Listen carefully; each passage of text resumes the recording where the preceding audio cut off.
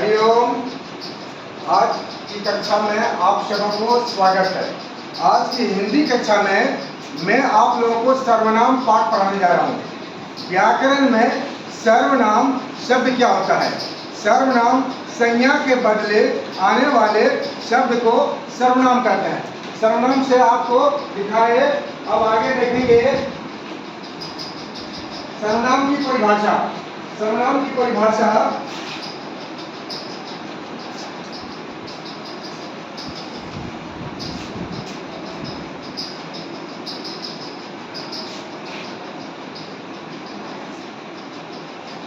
सर्वनाम किसको कहते हैं ये आपको जानना है। तो सर्वनाम किसको कहते हैं? जो शब्द संज्ञा के स्थान पर प्रयुक्त होते हैं उसे सर्वनाम कहते हैं। संज्ञा के स्थान पर आने वाले शब्द को क्या कहते हैं? सर्वनाम कहते हैं। अब देखिए, जैसे हम सर्वनाम ले रहे हैं कि मान लीजिए यहाँ पर राम विद्यालय गया या राम विद्यालय आया, जो भी है, तो यहाँ संज्ञा शब्द क्या है? राम है। अब उसके लिए हम लिखते हैं वह विद्यालय गया, तो वह शब्द क्या है? सर्वनाम है। ठीक है, यानी संज्ञा शब्द के बदले में वह आया। सीमा गाना गाती है, वह बहुत मधुर गाती है। वह कैसे गाती है? बहुत मधुर गाती है। तो सीमा के लिए यहाँ वह शब्द आया।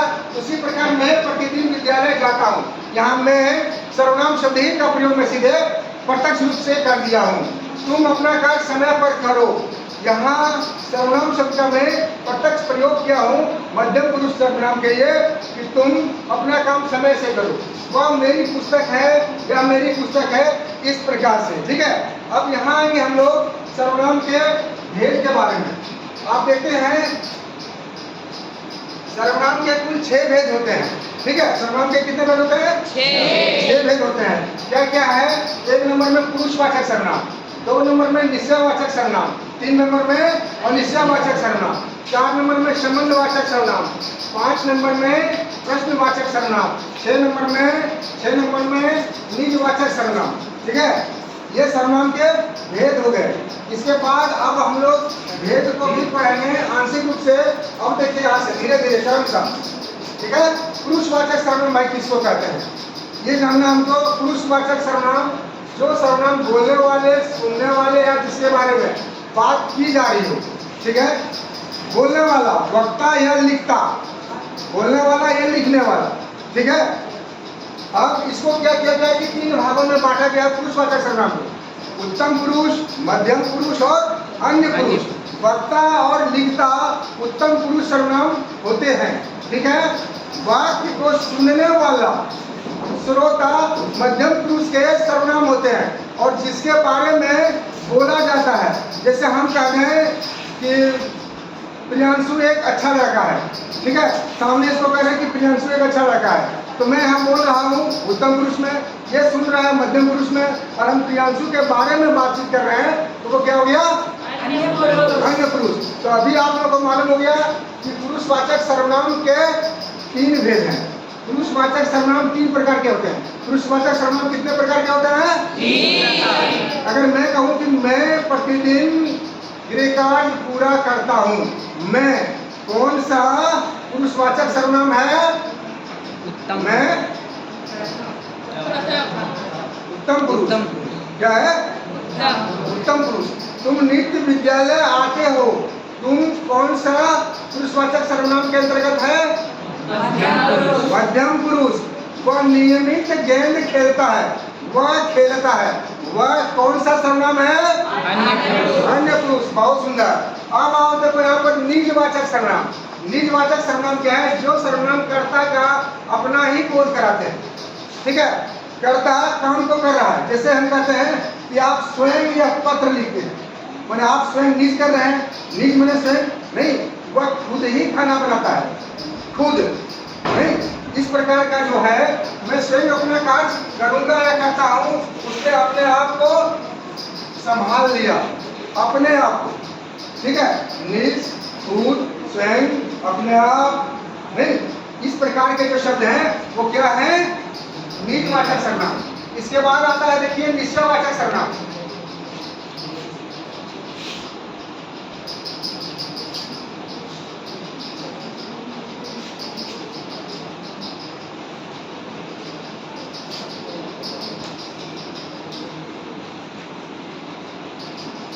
निश्चय, निश्चय मतलब डिफरेंट इसको क्या करना है, निश्चित ही क्या कहे कि जो सर्वनाम किसी निश्चित व्यक्ति, वस्तु या स्थान का बोध कराता है। नहीं, निश्चित व्यक्ति, जैसे यह प्रियांशु ही है, या प्रियांशु है, निश्चितता का बोध यही प्रियांशु है, वो नहीं है, ठीक है। उसके बाद यह कलम है, यहाँ कलम का बोध करा रहा है, निश्चय की वस्तु कलम ही है, रूल नहीं है, दूसरा चीज नहीं है। और यह विद्यालय है, यहाँ विद्यालय का बोध करा रहा है, स्थान का बोध करा रहा है, यह क्या है, निश्चित है, ठीक है। तो जहाँ इस प्रकार की है, यह मेरी पुस्तक है, वह मेरा मित्र है। दूसरा में अनिश्चयवाचक, और निश्चयवाचक सर्वनाम क्या हो गया, जहाँ निश्चितता नहीं है। नहीं, अब कैसे भाई, जो सर्वनाम किसी अनिश्चित व्यक्ति या वस्तु का बोध कराते हैं उसे अनिश्चयवाचक सर्वनाम कहते हैं। अब कहते हैं कोई दरवाजे पर खड़े, कोई दरवाजे पर खड़े हैं, हम नहीं जान रहे कोई आके खड़े हो गए, ठीक है। तो वहाँ निश्चितता नहीं है, अनिश्चय वो कौन है, नहीं है।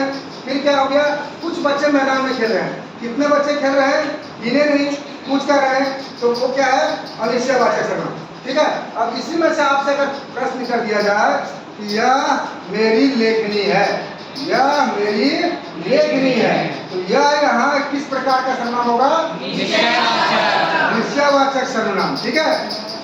कुछ बच्चे मैदान में खेल रहे हैं, तो कुछ जो है सो कैसे हो गया, अनिश्चयवाचक सर्वनाम हो गया। बहुत सुंदर। नेक्स्ट में आता है, ठीक है, फिर पांचवा और छठा इसको बताने जा रहे हैं, संबंधवाचक सर्वनाम। जो सर्वनाम दो वाक्यों या पदों में संबंध स्थापित करते हैं, दो वाक्य में या दो पद में नहीं संबंध स्थापित करता है, उसको हम लोग कहते हैं संबंधवाचक सर्वनाम। जैसे जो मेहनत करता है वही सफल होता है, जो छात्र मेहनत करता है वह सफल होता है, जो वह, जो वही, जो सो, इस प्रकार की जहाँ शब्द का प्रयोग किया जाएगा वो क्या होगा, संबंधवाचक सर्वनाम। फिर आता है प्रश्नवाचक सर्वनाम। जब मैं किसी के बारे में कुछ पूछता हूँ, नहीं किसी के बारे में क्या करता हूँ, पूछता हूँ, तब वह क्या होता है, प्रश्नवाचक सर्वनाम होता है। जैसे उदाहरण के लिए कौन आया, मान लीजिए वहां पर कोई खड़े हैं, हम नहीं जान रहे उनको, आपसे पूछे भाई कौन आए, नहीं आप ही के घर पर कोई आ गया अतिथि, गेस्ट जो है, आपको नहीं मालूम, आप नहीं पहचानते उनको, आपके मामा के साले हैं, नहीं जानते हैं, कभी देखे नहीं है, तो पूछेंगे भाई कौन है, नहीं इस प्रकार की बात। तो वह कहता है क्या तुम्हारा नाम मोहन है। अब नाम के बारे में जान रहे हैं तो हम कॉन्फिडेंस प्राप्त करना चाहते हैं कि क्या आपका नाम मोहन है, नहीं वो क्या हो गया यहाँ, प्रश्नवाचक, क्या हो गया, प्रश्नवाचक। तो इस प्रकार से आप अभी संक्षिप्त रूप में पाठ को पढ़ा कि नहीं। अब हम देखते हैं इसमें कक्षा कार्य और गृह कार्य।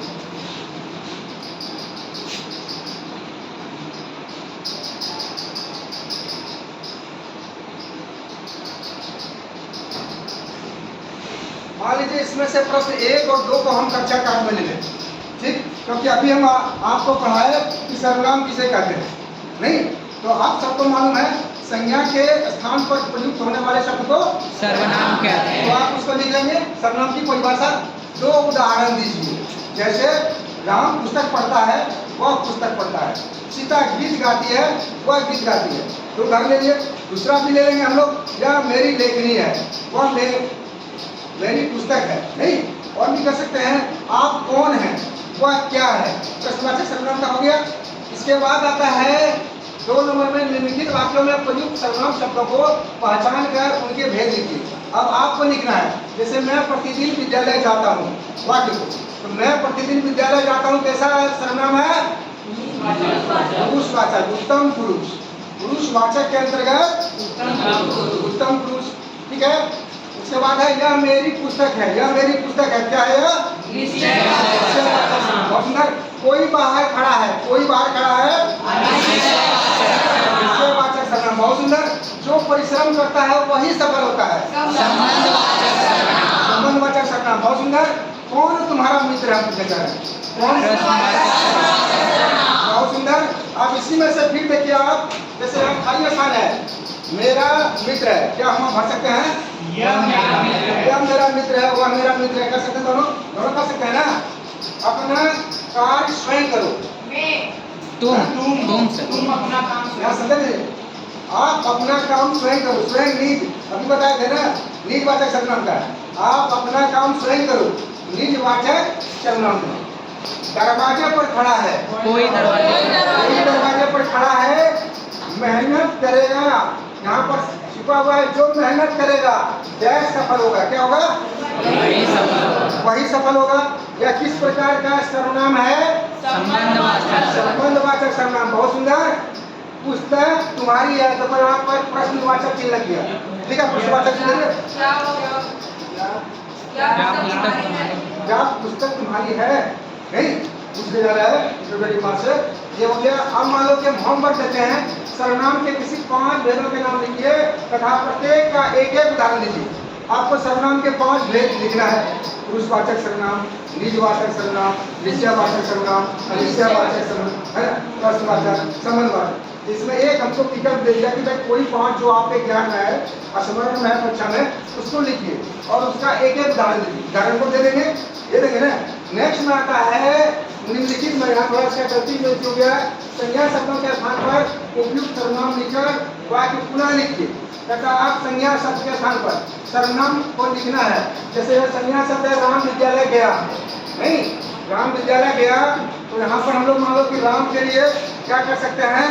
वह शब्द का प्रयोग कर सकते हैं, वह विद्यालय गया। नेक्स्ट में आता है राम पढ़ाई करता है, तो राम के लिए क्या कर सकते हैं? वह पढ़ाई करता है। ठीक है। सीता खाना बनाती है, सीता के लिए हम लोग कौन सा सर्वनाम शब्द का प्रयोग कर सकते हैं? वह खाना बनाती है, नहीं, वह खाना बनाती है। मोहन और सोहन खेल रहे हैं, मोहन और, ठीक है, ये दोनों क्या है? नेमिंग वर्ड है, नाम है। वे दोनों खेल रहे हैं, क्या होगा वहां पर? वे दोनों खेल रहे हैं। दो नाम अगर आवे तो उसके लिए सर्वनाम शब्द हो गया वे दोनों। 2 से अधिक आवे तो वे सब, वे लोग। बात समझ गया? मोहन और सोहन मित्र हैं, वे दोनों मित्र हैं। तो इस प्रकार से संक्षिप्त में हमने पाठ को आपके मित्र रखा, है ना। आपने इसको पढ़ा, ज्ञानार्जन किया। अब इसके आधार पर आपको किसी प्रकार की अगर किंतु हो रही है, कोई मान लो कि समझ में कहीं कठिनाई आ रही है, तो आप प्रश्न कर सकते हो, प्रश्न पूछ सकते हो।